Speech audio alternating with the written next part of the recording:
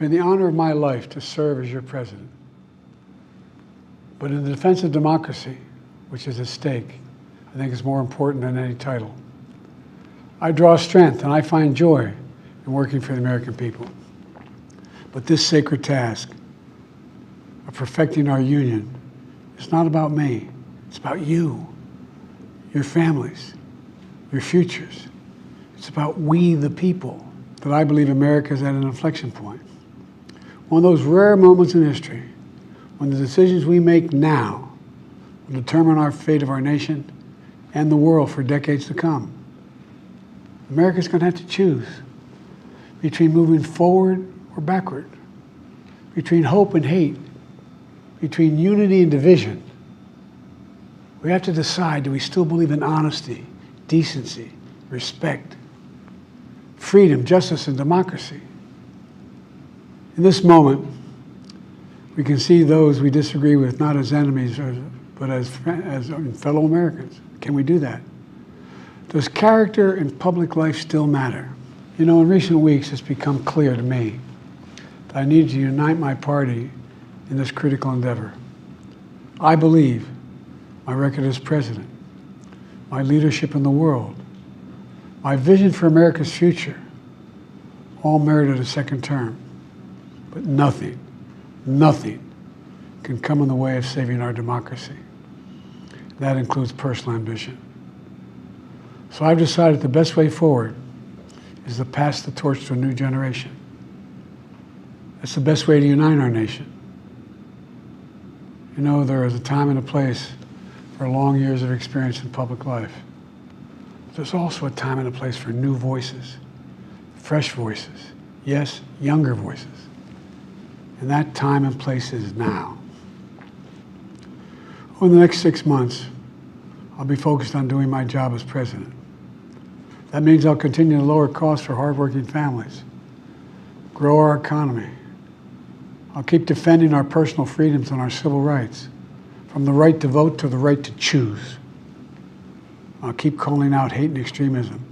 Make it clear there is no place in America for political violence or any violence ever, period.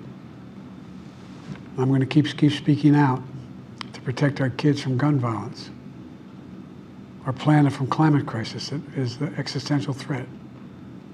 And I will keep fighting for my cancer moonshot so we can end cancer as we know it, because we can do it. And I'm going to call for Supreme Court reform because this is critical to our democracy, Supreme Court reform.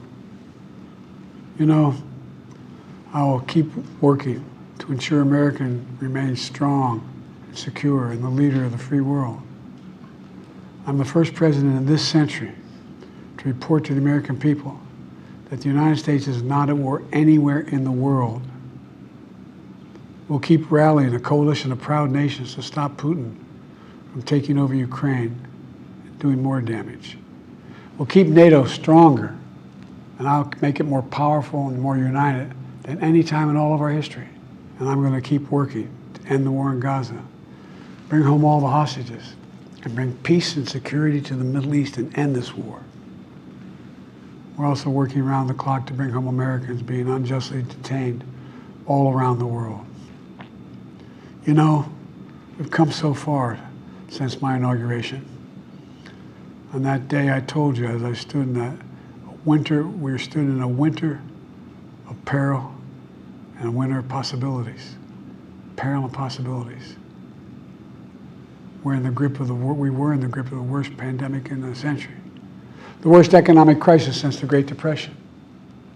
The worst attack on our democracy since the Civil War. But we came together as Americans, and we got through it. We emerged stronger, more prosperous, and more secure. Today we have the strongest economy in the world, creating nearly 16 million new jobs, a record. Wages are up than when the previous administration left office. I've kept my commitment to appoint the first black woman to the Supreme Court of the United States of America. I also kept my commitment to have an administration that looks like America and be a president for all Americans. That's what I've done. I ran for president 4 years ago because I believed and still do that the soul of America was at stake. The very nature of who we are was at stake. America's an idea stronger than any army, bigger than any ocean, more powerful than any dictator or tyrant. It's the most powerful idea in the history of the world. That idea is that we hold these truths to be self-evident. We're all created equal, endowed by our Creator with certain inalienable rights: life, liberty, pursuit of happiness. I would like to thank our great Vice President, Kamala Harris. She's experienced, she's tough, she's capable. She's been an incredible partner to me and a leader for our country. Now the choice is up to you, the American people. Whether we keep our republic is now in your hands. My fellow Americans, it's been the privilege of my life to serve this nation for over 50 years. Nowhere else on earth could a kid with a stutter, from modest beginnings in Scranton, Pennsylvania, and Claymont, Delaware, one day sit behind the resolute desk in the Oval Office as President of the United States. But here I am. That's what's so special about America. We're a nation of promise and possibilities, of dreamers and doers, of ordinary Americans doing extraordinary things. I've given my heart and my soul to our nation, like so many others. I've been blessed a million times in return with the love and support of the American people. I hope you have some idea how grateful I am to all of you. The great thing about America is here, kings and dictators do not rule, the people do. History is in your hands. The power is in your hands. The idea of America lies in your hands. We just have to keep faith, keep the faith, and remember who we are. We're the United States of America, and there's simply nothing beyond our capacity when we do it together. So let's act together, preserve our democracy. God bless you all, and may God protect our troops. Thank you.